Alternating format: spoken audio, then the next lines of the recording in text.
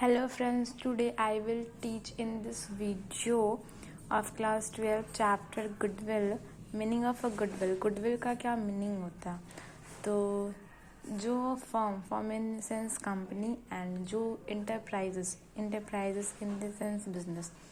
तो जो बिजनेस या फिर जो कंपनी है वो पास्ट में जितना ज़्यादा अपने कंपनी में कैपिटल इन्वेस्ट करेगा, जितना ज़्यादा पास्ट में हार्ड वर्क करेगा, जो जितना ज़्यादा एफर्ट लगाएगा अपने कंपनी में, तो फ्यूचर में क्या होगा, उस कंपनी का फ्यूचर जो होगा वो काफ़ी अच्छा ब्राइट होगा. वो काफ़ी ज़्यादा प्रॉफिट अर्न करेगा क्योंकि वो पास्ट में काफ़ी ज़्यादा मेहनत कर रहा है. तो फ्यूचर ऑब्वियसली बहुत ज़्यादा अच्छा होगा. तो प्रॉफिट जब ज़्यादा अर्न करेगा तो उसका एक वैल्यू बढ़ेगा, एक गुडविल बढ़ेगा उस कंपनी का.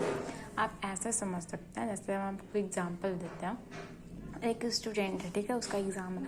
तो एग्ज़ाम से पहले वो बहुत ज़्यादा प्रिपरेशन कर रहा है, हार्ड वर्क कर रहा है, प्रैक्टिस कर रहा है. तो जो फ्यूचर में जो अभी वो एग्ज़ाम देगा तो उसका जो रिज़ल्ट आएगा वो काफ़ी अच्छा आएगा क्योंकि वो पास्ट में काफ़ी ज़्यादा मेहनत किया है. तो जो पास्ट में जितना ज़्यादा मेहनत करेगा उसका फ्यूचर तो उतना ही ज़्यादा ब्राइट होता है. आप जैसे कंपनी रिलायंस ले लो, अडानी ले लो, टाटा, ये सब जो कंपनी है, ये इस सब का जो गुडविल है ये तो इंटरनेशनल लेवल तक है, बहुत बड़ी कंपनी है ये सब. तो ये सब पास्ट में मेहनत किया होगा तभी ना जाके आज ये लोग का जो गुडविल है वो इतना अच्छा प्रॉफिट है ये लोग का. तो गुडविल का मेन सही होता है कि जो पास्ट में जितना ज़्यादा मेहनत करेगा उसका फ्यूचर उतना ही अच्छा होगा, वो काफ़ी ज़्यादा प्रॉफिट कमाएगा. तो यहाँ पे है कि goodwill means accepted profit in a future due to past effort more than normal brand reputation. तो गुडविल मीन्स होता है एक्सेप्टेड प्रॉफिट फ्यूचर में, फ्यूचर का प्रॉफिट. क्योंकि हम लोग पास्ट में ज़्यादा मेहनत करेंगे तो फ्यूचर क्या होगा, फ्यूचर में प्रॉफिट होगा. वही चीज़ यहाँ पे दिया. फिर हम सुपर प्रॉफिट का बात करते हैं. तो super profit is due to hard work. Super profit मतलब जो ज़्यादा हार्ड वर्क कर रहा है उसका प्रॉफिट उतना होगा. तो सुपर प्रॉफिट होता है ना, उसका फार्मूला होता है, सुपर प्रॉफिट का फार्मूला होता है average profit minus normal profit. तो एवरेज प्रॉफिट को हम लोग एपी जो लिखा है ना उसको एवरेज प्रॉफिट बोलते हैं और एनपी जो लिखा है उसको नॉर्मल प्रॉफिट बोलते हैं, ठीक है.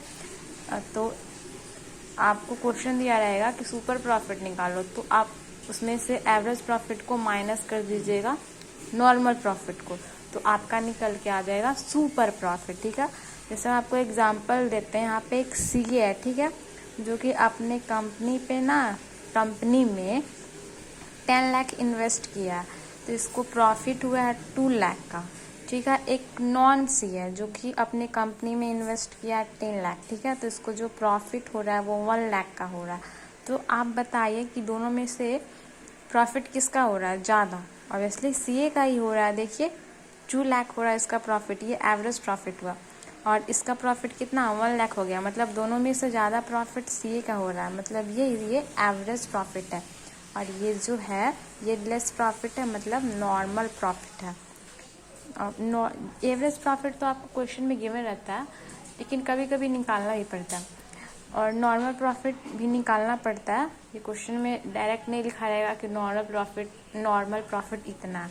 तो नॉर्मल प्रॉफिट निकालने का भी फॉर्मूला होता है capital employed into normal rate of return by 100. तो जैसे कि देखिए कैपिटल एम्प्लॉयड, ये भी अपने कंपनी में कितना इन्वेस्ट किया 10 लाख, और ये भी अपने कंपनी में कितना इन्वेस्ट किया 10 लाख, मतलब ये इसका कैपिटल है. तो कैपिटल एम्प्लॉयड लिखिएगा यहाँ पे, जैसे हम लिखे यहाँ पे 10 लाख.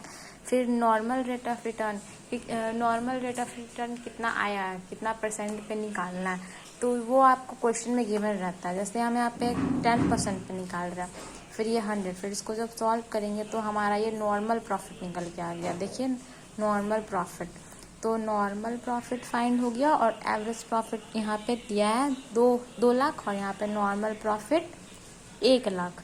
तो क्वेश्चन में इसका फार्मूला क्या है, एसपी का एपी माइनस एनपी, मतलब हम एवरेज प्रॉफिट को माइनस कर देंगे नॉर्मल प्रॉफिट से, तो हमारा सुपर प्रॉफिट फाइंड हो जाएगा, ठीक है. यहाँ पे देखिए यहाँ पे हम AP माइनस NP लिखे हैं, मतलब AP जो है हमारा 2 लाख है, उसमें से हम 1 लाख को माइनस कर दिए तो 1 लाख हमारे पास आ गया सुपर प्रॉफिट। ठीक है, फिर हम गुडविल निकालते हैं। गुडविल का भी फॉर्मूला होता है, आपको क्वेश्चन में दिया रहेगा कि 2 साल, 3 साल, 4 साल, 5 साल, मतलब 5 साल तक ही मैक्सिमम दिया रहता है क्वेश्चन में कि इतने साल तक का गुडविल का वैल्यू निकालो। तो गुडविल का फॉर्मूला होता है average profit into number of year purchase. ये जो नंबर ऑफ ईयर परचेज है ना, ये आपको क्वेश्चन में ये बने रहता है, और जो एवरेज प्रॉफिट है ना, ये आपको निकालना पड़ता है। तो एवरेज प्रॉफिट निकालने का भी फॉर्मूला होता है, total profit by number of year. ठीक है, तो देखिए ये एवरेज प्रॉफिट जो होता है ना, ये कंपनी का प्रॉफिट देता है, मतलब कंपनी के पिछले साल का प्रॉफिट। जैसे बोलेगा कि कंपनी का 2 साल का प्रॉफिट इतना है, कंपनी का 4 साल का, पिछले 4 साल का, 2 साल का प्रॉफिट इतना है, तो उसको एवरेज प्रॉफिट बोलते हैं। तो जैसे हम आपको क्वेश्चन से समझाते हैं, ज़्यादा अच्छा समझ में आएगा। यहाँ पे ना एक कंपनी का पिछले 5 साल का प्रॉफिट दिया कि पिछले 5 साल में वो क्या प्रॉफिट अर्न किया। तो देखिए फर्स्ट ईयर में ये प्रॉफिट 6,000 किया है, फिर सेकेंड ईयर में ये प्रॉफिट 14,000 किया, और थर्ड ईयर में प्रॉफिट 4,000 मतलब 4,000, और फोर्थ ईयर में 2,000, और फिफ्थ ईयर में 4,000। इसका ये सब इसका प्रॉफिट है। तो पिछले 5 साल में जो ये प्रॉफिट किया है ना, तो ये सारे प्रॉफिट को हम ऐड कर देंगे तो हमारा निकल के आ जाएगा टोटल प्रॉफिट कि पिछले 5 साल में जो कंपनी है वो कितना प्रॉफिट किया। तो ये सब प्रॉफिट को हम जब ऐड कर देते हैं तो हमारा टोटल प्रॉफिट निकल के आ जाता है। फिर जो नंबर ऑफ ईयर जो दिया है, मतलब कि कितने साल का हम प्रॉफिट देख रहे हैं, पिछले 5 साल का प्रॉफिट यहाँ पे लिखा है, लास्ट 5 ईयर, तो हम 5 साल का देख रहे हैं, यहाँ पे 5 लिखेंगे। और ये टोटल प्रॉफिट, तो इसको हम जब ऐड करेंगे ये सब प्रॉफिट को, तो 30,000 आएगा। अभी हम क्वेश्चन बनाएंगे। फिर यहाँ पे बोलता है calculate the amount of goodwill on the basis of 3 year purchase last 5 year. हम आपको क्या बोले थे कि यहाँ पे जो नंबर ऑफ ईयर परचेज है, ये आपको क्वेश्चन में गिवन रहता है कि गुडविल का वैल्यू इतने साल तक का निकालो।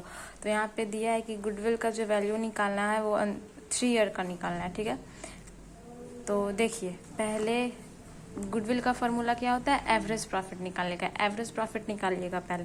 एवरेज प्रॉफिट निकालने का फॉर्मूला होता है total profit by number of year. तो देखिए टोटल प्रॉफिट, तो ये जो प्रॉफिट दिया ना, ये सबको ऐड कर दीजिए तो आया 30,000 टोटल प्रॉफिट। देखिए एवरेज प्रॉफिट लिखे है, उसका फॉर्मूला लिखे है, तो टोटल प्रॉफिट 30,000, और नंबर ऑफ ईयर पिछले 5 साल का है तो 5 लिखे, फिर डिवाइड कर दीजिए तो 600 हमारा आ जाए, 6,000 हमारा आ जाएगा एवरेज प्रॉफिट। फिर गुडविल निकालने का फॉर्मूला होता है AP into number of year purchase. तो AP हमारा 6,000 यहाँ पे, और नंबर ऑफ ईयर परचेज जो कि क्वेश्चन में गिवन है कि गुडविल का वैल्यू 3 साल तक का निकालना है। तो यहाँ पे हमने 3 लिख दिए, फिर यहाँ पे फिर इंटू कर देंगे तो 18,000 हमारा गुडविल का वैल्यू आ जाएगा। ठीक है, जो जैसे क्वेश्चन में गिवन रहेगा ना कि मतलब क्वेश्चन दिया रहेगा कि एवरेज मतलब गुडविल निकालो, तो पहले आप क्या कीजिएगा कि एवरेज प्रॉफिट देखिएगा। तो एवरेज प्रॉफिट भी निकालने का फॉर्मूला क्या बताएं, total profit by number of year purchase. तो ये निकाल लीजिएगा, फिर ये निकालने पर आपका ये फाइंड हो जाएगा, यहाँ पे लिख दीजिएगा, फिर नंबर ऑफ ईयर परचेज आपको क्वेश्चन में गिवन रहेगा, फिर इन दोनों को इंटू कर दीजिएगा तो गुडविल का वैल्यू निकल जाएगा। ठीक है, फिर है हमारा next characteristic of goodwill. Goodwill का क्या फीचर्स होता है, तो it is an intangibles and valuable assets. Intangible in the sense जिसको हम टच नहीं कर सकते, जैसे किसी भी पर्सन जो कि बहुत इंटेलिजेंट है, तो क्या हम उसके इंटेलिजेंट को टच कर सकते हैं, नहीं, हम उसको उसके इंटेलिजेंट को देख सकते हैं।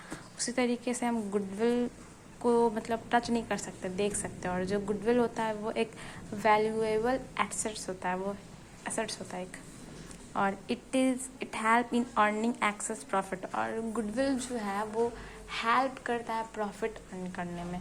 जैसे कि एक लोकल इंटरप्राइजेस ले लो, एक ब्रांड कंपनी ले लो, ठीक है, तो मोस्ट ऑफ द पीपल किसको प्रेफर करेंगे, ऑब्वियसली जिसका ब्रांड है वहीं जाएंगे किसी भी प्रोडक्ट को परचेस करने में। क्यों, क्योंकि उसका ब्रांड है, तो वो हेल्प किया ना प्रॉफिट अर्न करने में। फिर है it is value is liable to constant fluctuation. जो गुडविल का जो वैल्यू होता है ना वो फ्लक्चुएट करते रहता है। कभी मतलब ऐसे हम नहीं बता सकते कि उसका वैल्यू जो उस कंपनी का जो गुडविल का जो वैल्यू है, जैसे मतलब प्रॉफिट होता है ना बिजनेस में, कभी बढ़ता रहता है कभी घटते रहता है, उस तरीके से गुडविल को हम कह सकते हैं। It is valuable only when entire business is sold. हम गुडविल का वैल्यू तब निकालते हैं जब हम अपने बिजनेस को बेचते हैं तब। फिर यहाँ पे कि it is difficulties to place an exact value of goodwill. हम गुडविल का जो वैल्यू होता है उसको हम एग्जैक्ट नहीं बता सकते कि उस फॉर्म या फिर बिजनेस का गुडविल का जो वैल्यू है वह वैल्यू जो है वो 500 करोड़ है, फिर इतना करोड़ है, इतना मिलियन है, सबका अलग अलग होता है ना। हम किसी को एग्जैक्ट वैल्यू नहीं बता सकते कि उस बिज़नेस का जो गुडविल है वो 700 करोड़ ही होगा, 500 करोड़ ही होगा, नहीं बता सकते। फिर हमारा यहाँ पे आ जाता है फैक्टर अफेक्टिंग गुडविल। जो फर्स्ट पॉइंट है नेचर ऑफ अ बिजनेस। देखिए इसमें है नेचर ऑफ बिजनेस। जैसे कोई प्रोडक्ट होता है ना, उसका मार्केट में डिमांड बहुत ज़्यादा होता है, मतलब बहुत ज़्यादा अच्छा, उसका जो डिमांड बहुत ज़्यादा रहेगा, बहुत अच्छा से बना रहेगा वो प्रोडक्ट, उसका डिमांड बहुत ज़्यादा रहेगा मार्केट में, तो बहुत सारे लोग आएंगे उस चीज़ को ख़रीदने के लिए। तो आप क्या कीजिएगा, उसका प्राइस होता है उसको बढ़ा दीजिएगा, क्योंकि कस्टमर बहुत सारे आ रहे हैं तो प्राइस ऑब्वियसली बढ़ेगा उसका। तो प्राइस बढ़ाने से क्या होगा, आप ज़्यादा प्रॉफिट अर्न कीजिएगा।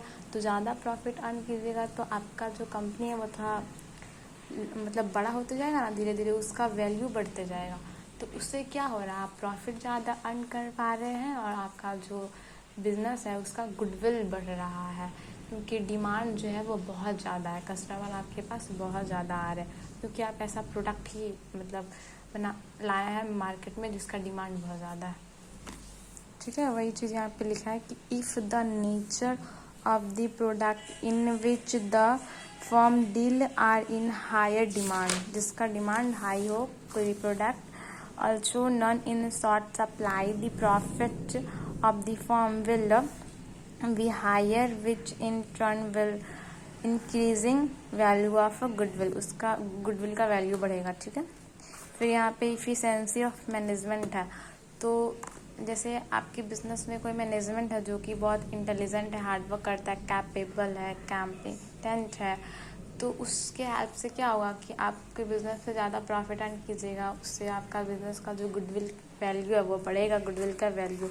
वही चीज़ यहाँ पे लिखा है कि if the management is capable and competent the firm will earn high profit which in turn will increasing the value of a goodwill. ठीक है, फिर हमारा लोकेशन। तो जैसे आप कोई बिजनेस या फिर फॉर्म खोल रहे हैं तो सबसे पहले आप लोकेशन देखिए कि हम जो ओपन कर रहे हैं फॉर्म वो उसके लिए वो लोकेशन सही है कि नहीं है। अब ऐसा लोकेशन पे आप बिजनेस कीजिएगा जहाँ पे अच्छा मार्केट ही नहीं है, जहाँ पे उस प्रोडक्ट का डिमांड ही नहीं है, तो क्या आपका फॉर्म चलेगा, क्या आपका बिजनेस नहीं चलेगा।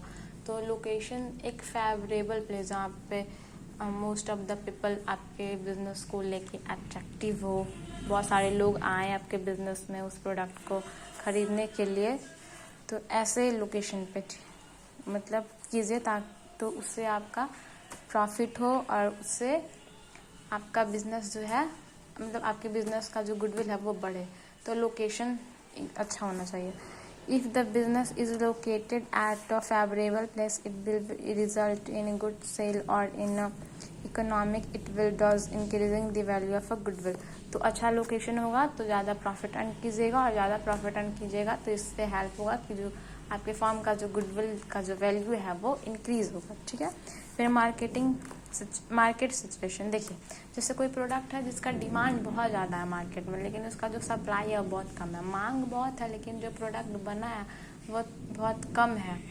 जैसे कोई चॉकलेट का एग्जांपल ले लीजिए, वो चॉकलेट आपके पास 5 ही है लेकिन उसका जो डिमांड है वो 10 लोग बोल रहे हैं कि हमको ये चॉकलेट चाहिए, लेकिन है आपके पास 5 ही। तो उसमें आप क्या कीजिएगा कि जो प्रोडक्ट है उसका प्राइस बढ़ा दीजिएगा, तो इससे क्या होगा, आप ज़्यादा प्रॉफिट अर्न कीजिएगा, और प्रॉफिट ज़्यादा अर्न कीजिएगा तो आपका जो गुडविल है वो बढ़ेगा। फिर हम need for valuation of goodwill करते हैं कि जो गुडविल का जो हम वैल्यू निकालते हैं वो क्यों ज़रूरी है निकालना। तो at the time of change in profit sharing ratio, जैसे ना उस टाइम पे जब हम प्रॉफिट को रेशियो में चेंज करते हैं, मतलब बांटते हैं। जैसे पहले दो पार्टनर था, ठीक है, मतलब दो पार्टनर नहीं, जैसे दो पार्टनर पहले था, ठीक है, फिर एक और न्यू पार्टनर आपके बिजनेस में आया या फिर फर्म में आया। तो जैसे पहले 50,000 था तो दो पार्टनर था तो 50-50 बांट लेता था।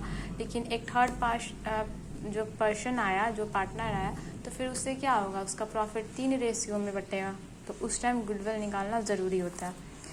फिर है at time of admission of a new partner, जैसे आप दो पार्टनर थे बिजनेस में और एक और थर्ड पार्टनर आपके बिजनेस में आया, तो उस टाइम भी वैल्यू को एक निकालना ज़रूरी होता है। फिर है at the time of death of a partner, जैसे आप मतलब 3 पार्टनर मिलकर बिजनेस कर रहे थे, उसमें से एक पार्टनर डेथ हो गया, तो उस टाइम भी गुडविल निकाला जाता है। When the partnership form sold, जब आप मतलब उस कंपनी को बेचते हैं तो उस टाइम भी गुडविल निकाला जाता है। जैसे 3 पार्टनर है और उस बिज़नेस को बेच रहे तो उस टाइम गुडविल निकालिएगा कि बिज़नेस में क्या गुडविल का क्या वैल्यू है। फिर एमालगमेशन ऑफ अ पार्टनरशिप फर्म, जैसे कि एक कंपनी दूसरे कंपनी से, जब एमालगमेशन मतलब मिलना, जब मिलता है ना एक कंपनी दूसरे कंपनी से, तो उस टाइम भी गुडविल का वैल्यू निकाला जाता है। फिर है हमारा क्लासिफिकेशन ऑफ अ गुडविल, जो गुडविल है उसको 2 पार्ट में क्लासीफाई किया गया, एक परचेज गुडविल और एक सेल्फ जनरेटेड गुडविल।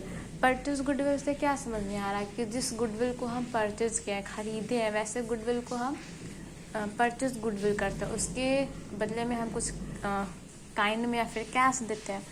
जैसे आप नाइकी एक ब्रांड है जो शूज़ प्रोवाइड करती है, तो जो नाइकी है जैसे आप वो जो नाइकी क्या है, एक ब्रांड है, एक गुडविल है, तो उसको आप जब खरीद के और कहीं पे उसी के शूज़ का, उसी के ब्रांड का आप बिज़नेस कर रहे हैं, तो वो एक परचेज गुडविल हुआ, क्योंकि ये आप खुद से जनरेट नहीं किए, किसी का खरीदे हैं ये गुडविल, तो वैसे गुडविल को परचेज गुडविल कहता है। यहाँ पे goodwill is the goodwill that is acquired by the business after paying consideration and cash or in a kind, जब हम किसी का गुडविल खरीदते हैं उसके बदले में कुछ हम पे करते हैं, जैसे कैश या फिर काइंड में, तो वैसे गुडविल को परचेज गुडविल कहते हैं, क्योंकि हम किसी से खरीद रहे हैं उसका गुडविल। और as per accounting standard 26 purchase goodwill is recorded in the book of account, और ये अकाउंटिंग स्टैंडर्ड 26 कहता है कि परचेज गुडविल को रिकॉर्ड किया जाता है इन द बुक ऑफ अकाउंट्स में, ठीक है। फिर self generated goodwill, self generated goodwill से क्या समझ में आ रहा है कि वैसा गुडविल जो हम खुद जनरेट किया है, किसी से परचेज नहीं किया, वो मेरा खुद का गुडविल है। जैसे हम अभी एग्जांपल दिए थे कि नाइकी एक शूज़ है जो कि बहुत अच्छा, नाइकी एक ब्रांड है जो कि बहुत अच्छा शूज़ प्रोडक्ट प्रोवाइड करती है। अब मान लीजिए कि आपके कॉलोनी में एक ऐसा इंटरप्राइजेज है जो कि उससे भी ज़्यादा अच्छा शूज़ प्रोवाइड कर रही है, तो क्या हुआ, ये खुद का गुडविल जनरेट कर रहा है, सेल्फ जनरेटेड है, ये खुद का, किसी से खरीदा नहीं है ये गुडविल, तो वैसे गुडविल को सेल्फ जनरेटेड गुडविल कहते हैं। और इसके बदले में हम कुछ पे नहीं करते, जैसे परचेज गुडविल में हम खरीद रहे थे, उसके बदले में कैश या फिर काइंड में पे करते थे ना, इसमें कुछ मतलब पे नहीं करते हैं। It is the internally generated or hard-earned goodwill which arise due to continue hard work of the organization, its better quality product, better customer service, etc. इसमें भी वही लिखा है कि हम हार्डवर्क करके उस गुडविल को खुद से जनरेट कर रहे हैं, बहुत अच्छा क्वालिटी का प्रोडक्ट बना रहे हैं और बहुत सारे कस्टमर जो है वो हमारे पास आ रहे हैं उस प्रोडक्ट को ख़रीदने के लिए, तो ये हमारा सेल्फ जनरेटेड गुडविल हुआ। और ये जो है as per accounting standard 26, the self generated goodwill is not recorded in the book of accounts